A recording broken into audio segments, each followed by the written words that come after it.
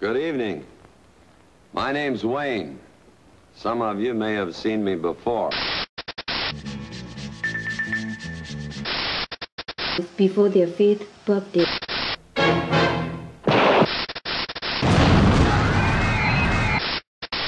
Oh, look, honey, Jennifer sent me an e-card. Attention, this email has been intercepted by the National Security Agency. We will be asking you a series of questions before returning you to your email. Don't be alarmed. Your participation is voluntary. Please stand by while we test microphones at your address. NOS, go. Bedroom pillows, go. Toilet seat, go. Audio check. Please see your name. We couldn't hear you. Activating Microsoft Mind Reader 2.1. Eyeball, green go. Cranial implant, green. Please look me in the eye while I read your mind. Thank you. First question. Do you consider yourself a law-abiding citizen? Wrong. You are lying. You have an unpaid parking ticket. Next question. Do you consider yourself morally upright? Wrong. You are lying. You have rented several R-rated movies. Next question. Have you ever made disparaging remarks about A, our president, B, our vice president? Wrong. You are lying. The fact that you find this humorous indicates you do not respect our leaders. Test over. 3 incorrect answers. You have been categorized. An elevated security risk. Your email will be monitored until further notice. Questionable content, such as A, graphics, B, audio, will be censored. Thank you. We return you to your email.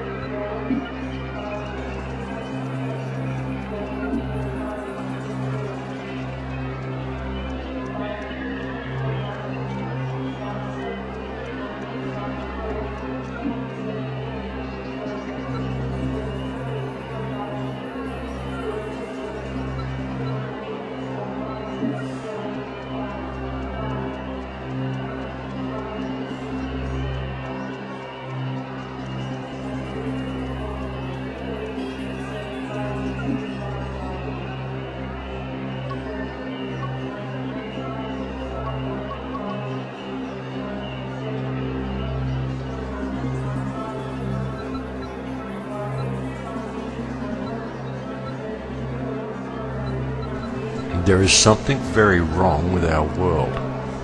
In the ensuing years since the attacks upon New York's World Trade Center on September the 11th, 2001, our societies have gone down very different paths to what the people of the world had hoped to see ushered in with the new millennium. Now there is a sense of foreboding that encompasses the globe, a sense that all is not quite right, that some unseen malaise exists like a deeper undercurrent that flows just below the surface of everyday affairs. Though we are constantly told of all the problems that we face, concerns over global terrorism, famine, disease, global warming and global warfare, it has become apparent to many that below the surface problems we are repeatedly shown by the media, another problem does indeed exist. Such feelings are being expressed by a great many people, and these feelings are justified, for this earth and humanity itself does indeed face a massive threat. It is not the threat of global terrorism or the threat of war. It is not the threat of environmental disaster or global warming. It is something more sinister, something that lies within. Different people blame different groups or conspiracies for these problems. Club of Rome, the Bilderbergers, Freemasons, Bohemian Club. Some say Zionists or the Vatican conspiracy. Some say Skull and Bones, and the list goes on. Well, the truth is that all of the above sources are in fact involved, each in its own way, and each carries out specific tasks. Zionism, for example, is merely one of the most visible arms of the octopus, because it is they who carry out most of the world's terrorism. But Zionism is merely one layer of the onion, as is the Bilderberg Group, Bohemian Club, or any other group. All these organisations are interlinked to one controlling body at the top, now widely known as the Illuminati. I covered a great deal about how the whole system is put together and how most of it functions in the Big Picture series which I posted on my YouTube channel, and a good deal about the Zionist arm of the Illuminati, who, it would appear, were the true force behind the 9/11 attacks, is also covered in a third-party series I posted on my YouTube channel entitled 9/11 Missing Links. 9/11 missing links may be seen as an attack against Jews by some, but I think that it contains relevant and pertinent information concerning the true perpetrators of the 9/11 attacks, which is why I posted it. Zionism, however, as I previously said, is merely one layer of the Illuminati onion, which encompasses all manner of secret societies. Zionism is merely one part. You can think of Zionism as like the Special Ops division of the Illuminati, which in turn has offshoots such as the Mossad and CIA. Organizations whose sole purpose is to undermine governments and create instability, and who control all global drug and human traffic trading, and who also control all other terrorist organizations down the food chain, such as Al-Qaeda.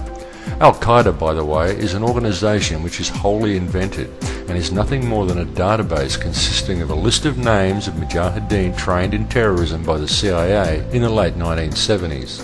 The words Al-Qaeda literally translate to the database in Arabic.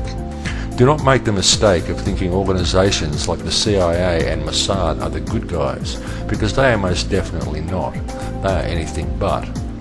All the world is a stage, and everything of importance that occurs on it is planned to happen that way. And it is through this Illuminati system of intertwining secret societies that the entire world is ultimately run. The vital control centres of this mechanism are the three Illuminati city-states, all of which are separate, self-governing states within host countries. The first is the City of London, which is the centre for monetary control. The second is Washington's District of Columbia, which is the centre for military control. And the third is Vatican City in Rome, which is the centre for spiritual control. Each city-state is a completely separate, self-governed and sovereign state within an external sovereign country. Each has its own laws, its own news services and its own infrastructure. Each pays no taxes to the sovereign country in which it is located, and each has its own flag. Each flag bears either the 3 stars, the 3 crowns or the 3 dragons, signifying the 3 city-states.